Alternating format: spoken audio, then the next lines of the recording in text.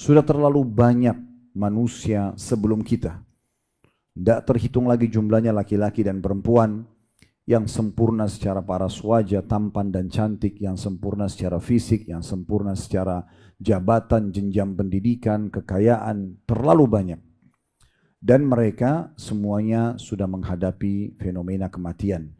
Kita juga akan menghadapi hal yang sama.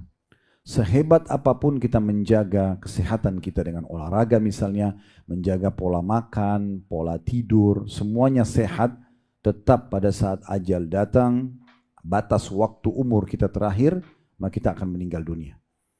Bapak Ibu kalau lewat di kuburan, maka yakinlah kuburan-kuburan yang selama ini kita lihat gundukan tanah dan 2 batu nisan saja, itu adalah di dalamnya manusia seperti kita dulu. Dan mungkin lebih cantik, lebih gagah, lebih pintar, lebih segala-galanya, tapi mereka juga sudah meninggal. Bukan cuma mereka. Para nabi-nabi pun utusan Allah Subhanahu wa taala juga meninggal dunia. Siapa yang lebih baik daripada Nabi Muhammad sallallahu alaihi wasallam? Beliau adalah pengutup para nabi dan rasul. Toh juga wafat, meninggal dunia juga. Nah, pada saat orang meninggal, datang kematian padanya, maka berakhirlah semua masa periode dia di muka bumi ini. Dan semuanya فَمَنْ يَعْمَلْ مِثْقَالَ ذَرَّةٍ خَيْرًا يَرَهُ. Siapa yang berbuat seperti biji sawi dari kebaikan selama di dunia, pasti akan diperlihatkan untuknya di akhirat nanti dan diberikan balasan. وَمَنْ يَعْمَلْ مِثْقَالَ ذَرَّةٍ شَرًّا يَرَهُ. Siapa yang berbuat seperti biji sawi dari keburukan selama di dunia, tidak sempat taubat, maka akan diperlihatkan dan juga akan datang hukuman padanya. Jadi kita harus menyadari semua ini sebelum telat waktunya. Ingat teman-teman sekalian, nanti di akhirat akan ada 3 golongan yang menyesal. Golongan pertama adalah orang-orang kafir. Karena selama di dunia mereka tidak beriman kepada Allah, maka mereka akan masuk ke neraka. Golongan kedua adalah para pelaku dosa yang tidak sempat taubat, sehingga mereka kena hukuman dari dosa-dosa yang mereka lakukan. Kemudian golongan ketiga adalah dari kalangan orang-orang beriman, tetapi malas dan suka menunda-nunda amal soleh. Sehingga tadinya dia bisa sampai derajat tertentu di surga, itu luput darinya karena dia malas sholat duha, malas sholat malam, malas sholat sunnah atau puasa sunnah, atau zikir atau baca Quran yang dianggap selama ini kan cuma sunnah. Sunnah juga adalah perintah agama. Dan itu akan membantu seseorang untuk meninggikan derajatnya di surga. Dalam sehari saja kita sudah bisa bedakan derajat kita sama teman kita di sebelah. Kalau misalnya si A sama si B, si A itu dari bangun tidur, dia sudah sholat tahajud, si B tidak sholat tahajud. Sudah ada perbedaan. Si A misalnya azan pergi ke masjid, lalu setiap langkahnya dia dapat pengampunan dosa, peninggian derajat, sebagaimana dalam hadis yang sahih. Nabi SAW mengatakan setiap langkah menuju ke masjid adalah 1 langkah kakinya mengampuni dosa, 1 langkah dicatatkan pahala. Dalam riwayat lain 1 langkah dihapuskan dosa. Kemudian masuk masjid dengan kaki kanan ada doa, keluar dengan kaki kiri ada doa, kemudian ada sholat qobliyah, ada doa antara azan dan iqamah mustajab atau diterima, kemudian sholat berjamaah dilipat gandakan 25 sampai 27 kali lipat, belum zikir habis sholat didoakan oleh malaikat selama dia tidak berbicara dengan orang di sebelahnya misalnya. Semua ini akan luput dari si B yang tidak pergi sholat di masjid misalnya. Kemudian si A misalnya sholat duha, anggaplah dia sholat 4 rakaat atau 2 rakaat saja, si B misalnya tidak sholat. Duhur misalnya, si A kembali lagi sholat di masjid, bahkan diikuti dengan sunnah-sunnah rawatib, sunnah-sunnah yang mendampingi sholat wajib. Kalau duhur ada 4 rakaat sebelum duhur dan 4 rakaat sesudah duhur. Karena kata Nabi SAW, sampai menjaga 4 rakaat sebelum duhur dan 4 rakaat sudah duhur, Allah akan haramkan baginya api neraka. Si B misalnya tidak kerjakan itu, anggap dia sholat wajib, tapi dia nggak sholat sunnah misalnya. Asar, ada sholat 4 rakaat sebelum asar. Kata Nabi SAW, semoga Allah merahmati seseorang hamba yang menjaga 4 rakaat sebelum asar. Si A kerjakan sama sholat asar di masjid, si B hanya sholat asar misalnya. Kemudian begitu terusnya sampai maghrib, ada qobliyah maghrib, ada badiah maghrib. Anggap si A kerjakan semua lengkap sunnahnya, tapi si B hanya sholat wajibnya saja. Isya juga sama, ada qobliyah isya, ada badiah isya. Si A kerjakan qobliyah dan ba'diyah, si B tidak mengerjakan misalnya. Maka kita lihat dalam seharian saja sudah cukup jauh perbedaan derajat seseorang di surga nanti. Apalagi kalau ini akumulasi selama 5 tahun, 10 tahun, 20 tahun, atau selama dia diberikan umur oleh Allah Subhanahu wa ta'ala. Kita kembali kepada bahasan kita teman-teman sekalian. Ini bukan masalah menakut-nakuti, tapi kita harus sadar kalau semua ini aktivitas kita akan berakhir. Di dunia ini, bangun tidur pagi dengan semua aktivitas yang sering kita kerjakan sampai kita tidur lagi malam, itu akan berakhir. Mau kita muda, mau tua, mau sakit, mau sehat, ya, semua pasti akan tetap berakhir. Karena Allah Subhanahu wa taala kekalkan dalam surah Al-Imran, surah nomor 3 ayat 185 yang bunyinya kullu nafsin dha'iqatul maut wa innama tuwaffawna ujurakum yawmal qiyamah faman zuhziya 'anil nari wa udkhilal jannata faqad faz wa mal hayatud dunya illa mata'ul gurur. Artinya semua yang bernyawa pasti merasakan kematian. Mau dia sehat, mau dia sakit, mau dia tua, mau dia muda, mau dia kaya, mau dia miskin. Pokoknya apa saja keadaannya, selama dia bernyawa, semua akan merasakan kematian. Lalu kalau kata Allah, lanjutannya, dan kalian akan mendapatkan balasan dari setiap perbuatan kalian. Baik akan dapat balasan juga baik, buruk akan dapat hukumannya. Maka barang siapa nanti pada hari kiamat diselamatkan dari api neraka dan masuk ke dalam surga, sungguh dia telah mendapatkan kemenangan yang besar. Ketahuilah, kehidupan dunia yang kalian selama ini kejar, itu hanya kehidupan yang menipu saja. Makna menipu di sini adalah kalau orang tidak tahu tentang tujuan dari diciptakan. Saya tadi sudah bacakan di pembukaan kita ada tujuan kita diciptakan Bapak Ibu sekalian, surah Az-Zariyat surah nomor 51 ayat 56, "Wa ma khalaqtul jinna wa insa illa liya'budun." Aku enggak ciptakan jin dan manusia kecuali untuk ibadah. Itu tujuan dasar. Jadi kalau Bapak Ibu tanya saya, Ustaz, apakah memang saya diciptakan untuk sholat? Jawaban saya iya. Zikir iya, baca Quran iya, majelis ilmu iya, bakti orang tua iya. Misal jenguk orang sakit iya, bersedekah iya. Enggak ada tujuan lain. Makan, minum, tidur, berteman, bekerja, ini semua adalah pelengkap saja. Jangan sampai kita dahulukan pelengkap, kita lupakan inti daripada kita diciptakan. Ini nanti akan mendatangkan penyesalan pada hari kiamat. Orang nyesal Bapak Ibu sekalian. Penyesalan terakhir. Kalau kalau sekarang ini ada orang dari kuburan, Allah kasih kesempatan mereka hidup. Dan hanya dikasih waktu 5 menit saja. 5 menit dia hidup kembali. Kira-kira apa yang akan dia lakukan? Apakah dia akan mencari makanan favoritnya lagi? Apakah dia akan meeting lagi? Miliaran? Atau apakah dia akan duduk lagi sama keluarganya? Atau saya yakin kita sepakat tidak akan itu yang dicari. Tapi dia akan isi 5 menit itu amalan yang paling bisa membantu dia selamat di akhirat. Misal dengan dia taubat nasuha, dia istighfar atau dia sholat taubat, dia lakukan itu. Atau dia perbaharui syahadatnya misalnya. Tapi kan sudah menjadi peraturan Allah, orang yang mati tidak mungkin hidup lagi. Maka jadikanlah diri kita seakan-akan orang yang mati masih dikasih kesempatan untuk hidup oleh Allah Subhanahu wa taala. Jangan sampai penyesalan terjadi terakhir teman-teman sekalian. Kami, saya dan teman-teman para dai hanya bisa berbicara seperti ini. Kami nggak bisa mengawasi Bapak Ibu setiap saat ke rumahnya ketuk, Pak, Bu, sholat atau apa saja. Kami cuma bisa ceramah seperti ini, menyampaikan. Selebihnya Bapak Ibu menentukan keputusannya. Jadi jangan selalu berharap, maaf tanda kutip ya, ini contoh saja atau perumpamaan, berharap tangan turun dari langit memberhentikan kita dari dosa-dosa kita. Karena ada orang ditanya, kenapa kau tidak taubat? Iya, kapan ya? Seakan-akan tunggu ada tangan yang memberhentikan dia. Nggak bisa. Allah Maha Adil. Allah turunkan kitabnya Al-Quran untuk dibaca dan diterjemahkan segala macam bahasa. Allah utus utusannya Nabi Muhammad SAW menyampaikan segala macam ajaran yang Allah sampaikan dari yang halal, yang juga yang haram. Kemudian juga menyampaikan perintah dan menyampaikan larangan. Tujuannya agar kita menerimanya. Ingat teman-teman, di hari kiamat nanti Anda akan buktikan perkataan saya ini. Orang-orang yang masuk ke dalam neraka, mereka masuk ke dalam neraka dalam kondisi mengakui keadilan Allah. Mereka katakan memang saya pantas masuk neraka. Karena selama di dunia dia buang-buang waktunya. Dia melakukan kemaksiatan sudah dilarang, nggak boleh. Dan subhanallah Allah juga berikan kepada kita sinyal-sinyal teman-teman sekalian. Setiap orang melakukan pelanggaran agama, mau berbohong, mau menipu, mau membunuh, mau berzina, mau apa saja. Pasti Allah ikutkan dengan rasa takut. Khawatir. Khawatir kalau mau melakukan. Supaya dia tidak lakukan. Bahkan kalau dia lakukan pun masih datang peringatan yang selanjutnya.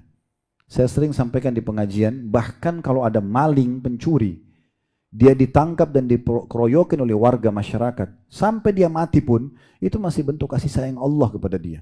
Karena orang seperti ini, pastikan sudah terlalu banyak peringatan Allah datang kepada dia, tapi dia engahkan saja. Waktu awal dia mencuri mungkin umur berapa, Sudah ada peringatan supaya dia takut, tapi tetap aja dia lakukan. Kemudian ada lagi yang lihat dia pada saat dia lakukan. Harusnya dia berhenti, tapi tetap aja dia lakukan. Nanti mungkin kepergok, di penjara, tapi masih bisa keluar. Masih mencuri lagi. Terakhir Allah datangkan masa sekalian gebukin dia mati. Karena kalau tidak lebih berat hukumannya di akhirat nanti. Jadi hati-hati. Ya. Kita harus menyelamatkan diri kita sendiri teman-teman sekalian. Allah subhanahu wa ta'ala memastikan tentang nabinya Muhammad sallallahu alaihi wasallam. Tadi saya katakan nabi-nabi pun mati. Dalam firmannya surah Az-Zumar surah nomor 39 ayat 30. Innaka mayyitun wa innahum mayyitun. Hai Muhammad, kau juga walaupun utusanku, pilihanku, kekasihku akan mati. Dan mereka juga pasti akan mati. Tidak ada satu jiwa pun yang kekal. Kalau kita teman-teman sekalian sudah tahu bahwasanya kita akan mati, kenapa kita tidak punya persiapan?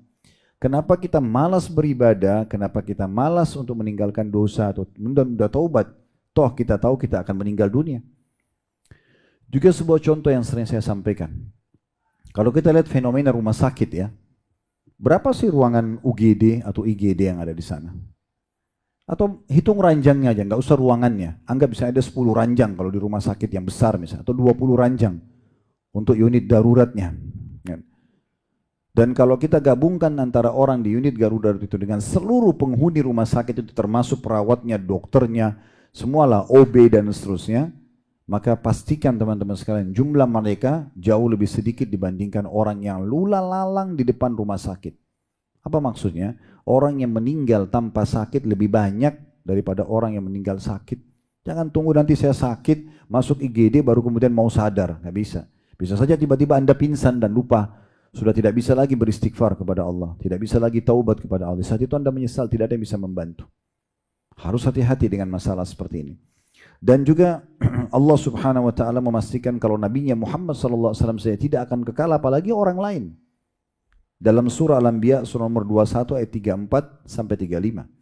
Yang bunyinya, "Wa ma ja'alna li basyarin min qablikal khuld afa in mitta fahumul khalidun kullu nafsin dha'iqatul maut wa nabluukum bisyarri wal khairi fitnah wa ilaina turja'un." Kami tidak menjadikan hidup abadi bagi seseorang manusia pun sebelum kamu hai Muhammad. Dan jikalau kamu mati, apakah mereka akan kekal? Ketahuilah tiap-tiap yang berjiwa pasti akan merasakan mati. Kami akan menguji kamu dengan keburukan dan kebaikan semasa hidup sebagai ujian. Ini loh baik, jujur, amanah, tanggung jawab, bakti orang tua, bersedekah, berzikir, baca Quran. Ini loh keutamaannya. Disebutkan semua. Tidak ada satupun perintah dalam agama yang baik-baik yang tidak diikuti dengan janji. Pasti ada. Zikir dapat apa, doa dapat apa, sholat malam dapat apa, sedekah dapat apa, umroh haji dapat apa. Semua ada keutamaannya. Maka semua itu akan kita dapatkan. Dan semua larangan pasti akan ada ancamannya. Bohong, menipu, gunjing, fitnah, memukul, membunuh. Semuanya pasti ada ancamannya. Tinggal bagaimana kita mau pilih. Mau jadi orang baik atau jadi orang buruk. Kata Allah, kami uji kalian dengan kebaikan dan keburukan. Dan hanya kepada kamilah kalian pasti akan dikembalikan. Kalau ada orang yang menganggap dirinya bisa selamat dari mati, itu mengkhayal, mimpi. Ya. Sebab Allah mengekalkan dalam surah An-Nisa, surah nomor 4 ayat 78, "Aynama takunu yudrikkumul mautu walau kuntum fi burujim musyayyadah." Dimanapun kata Allah, kalian berada, pasti mati akan merenggut kalian. Walaupun kalian berada di sebuah bangunan yang sangat tinggi lagi kokoh. Tidak mungkin orang lolos dari kematian. Ya. Begitu juga Allah subhanahu wa ta'ala menyebutkan dalam surah Jum'ah, surah ayat yang sangat masyhur, surah nomor 62 ayat 8. Qul innal mauta alladhi tafirruna minhu fa innahu mulaqikum thumma turadduna ila alimil ghaibi wasyahadati fayunabbi'ukum bima kuntum ta'malun. Katakan hai Muhammad kepada semua manusia termasuk umatmu, kematian yang kalian lari daripadanya pasti akan datang kepada kalian. Lalu kalian akan dikembalikan kepada zat Allah yang maha mengetahui semua yang gaib dan nyata, dan dia pasti akan memberitahukan apa yang kalian lakukan. Ayat tentang kematian ini puluhan jumlahnya dalam Al-Quran, banyak sekali. Ini saya cuma bacakan sebagian. Dan sudah turun dari 1400 tahun yang lalu. Dan sudah diimani dengan miliaran kaum muslimin dari masa Nabi SAW. Dan akan terus diyakini oleh orang beriman sampai menjelang hari kiamat. Allah juga memastikan dalam surah Qaf, surah nomor 50 ayat 19. Waja'at sakratul mauti bil haqqi dzalika ma kunta minhu tahid. Dan pastikan sakaratil maut, proses dicabutnya ruh itu pasti akan benar-benar datang. Dan itulah yang kamu selalu lari daripadanya, kata Allah. Bisa dilihat dalam surah Qaf ayat 19. Kemudian juga dalam surah Al-Waqi'ah, surah 56 ayat 60 Allah berfirman, Nahnu qaddarna bainakumul maut wa ma nahnu bimasbuqin. Kami telah menentukan kematian siapapun di antara kalian.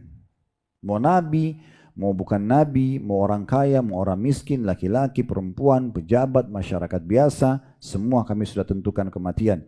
Dan kami sekali-kali tidak dapat dikalahkan. Tidak bisa ada yang tolak kalau sudah mau mati. Bruce Lee ahli bela diri, mati enggak? Mati. Sehebat apapun dia dengan jurusnya. Seorang binaragawan badannya besar, pasti mati. Enggak bisa. Semua akan mati, ya. Dan Allah Subhanahu wa taala juga dalam surah Al-Waqiah, masih surah yang sama, surah 56 ayat 83 sampai 87, menantang orang-orang yang menolak kematian dengan cara kalau betul-betul mati sudah datang, coba kamu tolak kalau kamu bisa. Allah berfirman, "Falaula idza balagatil hulqum wa antum hina idzin tanzurun wa nahnu aqrabu ilaihi minkum walakin la tubsirun." Falaula in kuntum ghaira madina tarji'unaha in kuntum sadiqin. Artinya, maka mengapa ketika nyawa sampai di kerongkongan, kalau ada orang sudah mau meninggal, dia sudah sesak nafas, gitu kan?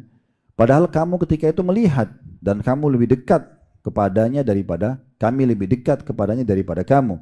Tapi kamu tidak melihat, maka mengapa jika kamu tidak kuasa, ya? Mengapa kamu tidak mengembalikan nyawa itu ke tempatnya jika kamu adalah orang-orang yang benar. Jadi kalau misalnya ada ibu kita, ayah kita, kakek kita atau siapa saja pas mau meninggal, kalau tidak yakin dengan kematian, coba kembalikan dia supaya dia hidup kembali. Nggak bisa, berarti mati itu ada, faktanya ada, ya. Seorang penyair Arab mengatakan satu syair yang menarik, ya. Dia mengatakan, ya ibna Adam, ila mata anta fi lahwin wa laibin wal mautu nahwaka fatihan fahu. Wahai anak Adam, sampai kapan kau terus berlalai-lalai, nggak mau laksanakan perintah yang wajib dan sunnah, dan selalu dalam maksiat, dosa terus, tidak mau taubat, sementara kematian depan matamu sedang membuka mulutnya dan siap menerkammu setiap saat. Kita ini hitungan detik, teman-teman. Orang biasa buat ulang tahun, ya. Sebenarnya kita ini ulang detik, bukan ulang tahun. Karena kita per detiknya. Ya, sering lihat mungkin cuplikan, tidak asing, ya. Kalau ada orang berbuat baik, ada orang lagi ceramah meninggal, ada orang baca-baca Quran meninggal, ada orang lagi sujud meninggal. Pernah lihat, ya? Nah, ada juga orang yang lagi buat maksiat, ugal-ugalan meninggal juga. Ya. Dia kalau sudah datang begitu. Padahal orang itu tidak tahu sebelumnya dia akan meninggal. Kalau dia tahu mungkin dia akan menghindar. Di depan mata saya pernah diperlihatkan oleh Allah Subhanahu wa taala di kota Makassar waktu itu, di rumah sakit ayah saya di Makassar, kebetulan depan jalan raya.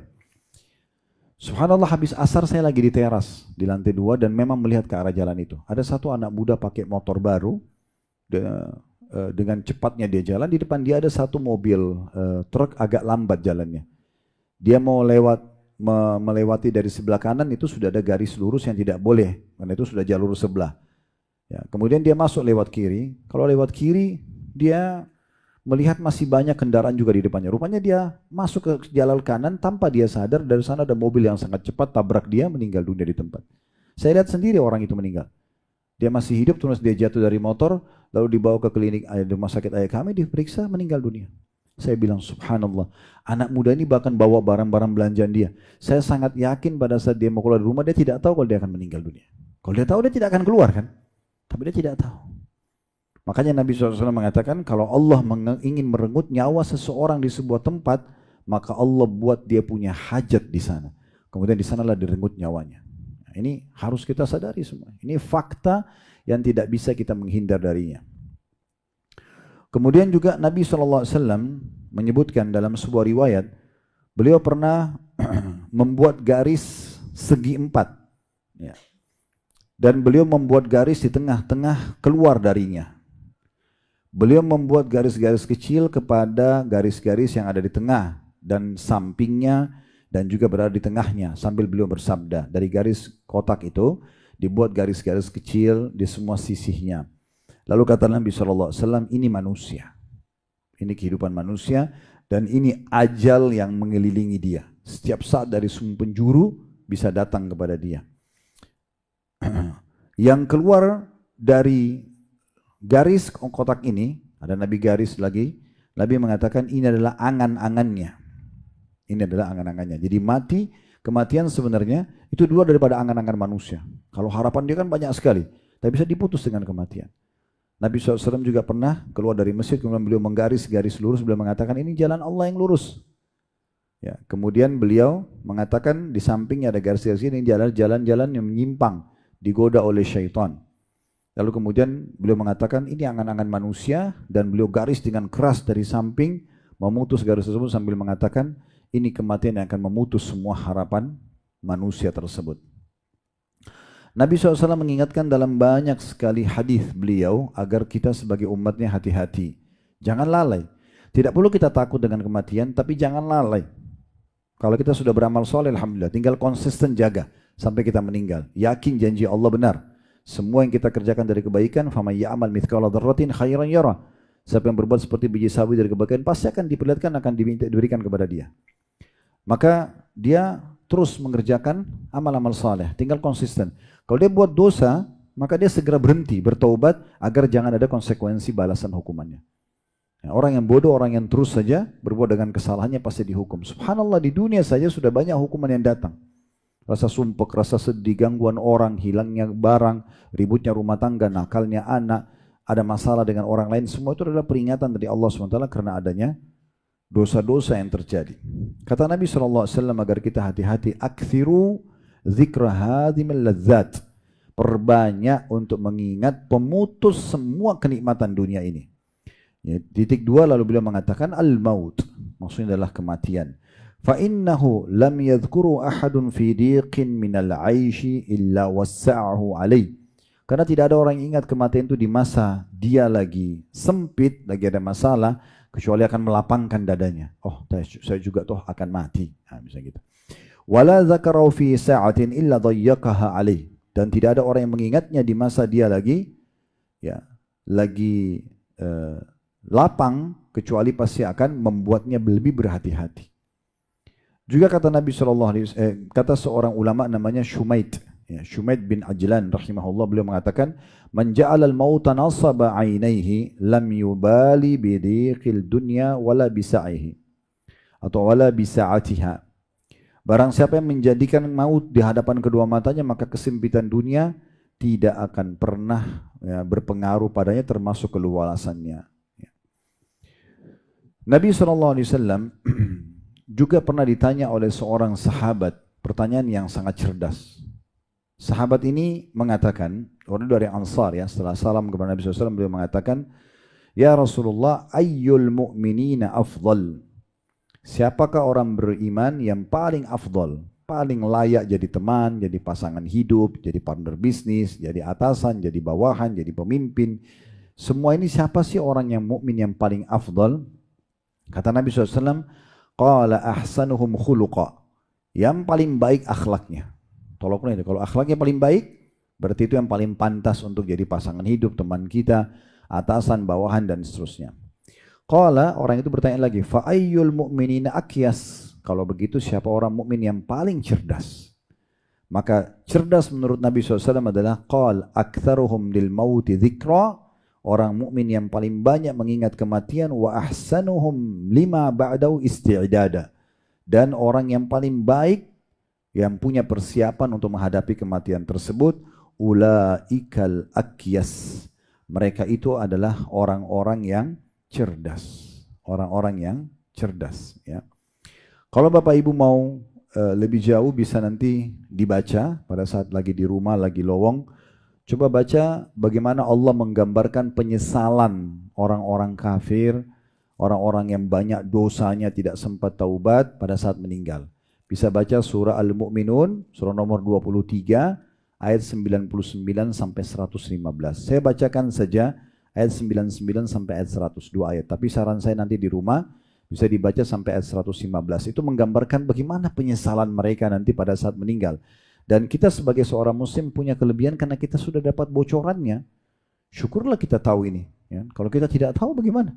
Allah memberitahukan kita sebagai orang muslim, teman-teman sekalian, dari awal manusia diciptakan Nabi Adam dari tanah, diciptakan dari tulang rusuk yang istrinya Hawa, kemudian mereka berdua disuruh malaikat sujud, iblis tidak mau, iblis nolak, lalu iblis dilaknat, lalu Allah masukkan Adam dan Hawa di surga, lalu iblis menggoda, lalu diturunkan ke muka bumi, terus ceritanya sampai nanti surga dan neraka. Dari jalan pertama sudah diciptakan sampai nanti surga itu dijelaskan tanahnya, batunya, airnya, bangunannya, baju-bajunya, istananya, bidadari-bidadaranya, lengkap seperti kita lihat kalau kita baca itu. Neraka juga begitu, siksa yang paling rendah sampai siksa yang paling berat digambarkan semuanya. Seperti kita lihat, tinggal mau belajar atau tidak. Kita ini sudah dapat bocorannya. Justru harusnya kita ini menjadi orang yang luar biasa, harus lebih hati-hati karena kita sudah tahu semua.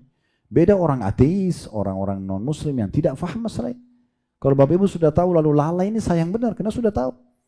Kenapa sudah tahu tapi tetap dilalaikan? Ya. Maka kita perlu baca ayat 99 dari surah Al-Mu'minun, surah nomor 23, Allah berfirman, "Hatta idza jaa ahadahumul mautu qala rabbirji'un."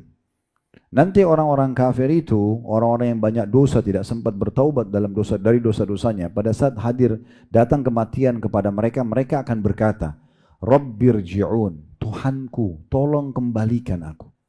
Kembalikan ke dunia lagi. Untuk apa? Tadi saya bilang, untuk makan, cari makanan favoritnya misalnya. Untuk tidur kah? Untuk biologi sama pasangannya kah? Atau untuk apa? Tidak lagi. Enggak lagi pada saat itu. Kita kalau lihat malaikat manusia sudah tidak berpikir itu semua. Apa yang mereka bilang Allah sudah kasih bocorannya. La'alli a'malu salihan fima tarakt. Semoga saja aku bisa mengerjakan amal saleh yang dulu aku pernah tinggalkan. Lalu Allah mengatakan, kalla, tidak mungkin. Innaha kalimatun huwa qailuha. Itu perkataan yang cuma diucapkan dengan lidah. Wa min waraihim barzakhun ila yaumi yub'atsun. Dan mereka akan dimasukkan ke alam barzakh di kuburan sampai hari kebangkitan nanti. Teman-teman, kalau ada yang mengatakan begini, udah nggak apa-apa buat dosa aja nanti saya yang tanggung, omong kosong. Omong kosong. Kalau ada orang mengajak orang lain buat dosa, maka yang mengajak dapat dosa, yang diajak yang mengerjakan dapat dosa juga. Cuman yang mengajak dikasih dosa porsi yang sama dengan yang temannya kerjakan. Misalnya dia berzina dapat 100 dosa, temannya yang diajak berdosa zina juga dapat 100 lagi dosa. Cuma dia karena ngajak dikasih 100 dia, jadi 200 dosanya. Jadi nggak ada ceritanya kamu buat dosa saya yang tanggung, nggak bisa. Tetap dia juga pelakunya akan dapat hukuman. Ya. Semua teman-teman kita yang seperti ini, teman-teman pastikan hanya akan bisa menunggu kita di kuburan maksimal setengah jam. Maksimal setengah jam. Suami istri saling sayang satu sama yang lain. Coba lihat, ada nggak yang pada saat meninggal pasangannya nunggu di kuburan, nginap sama-sama? Nggak usah bicara suami istri. Orang tua sama anak. Ibu-ibu ini sayang anak-anaknya. Kita tahu kasih sayang ibu seperti apa sama anak-anaknya. Baik, sekarang kalau anak ibu meninggal dunia, apa ibu mau tidur di liang lahat sama-sama? Gak mungkin. Pasti pulang. Setengah jam, 1 jam nangis pulang.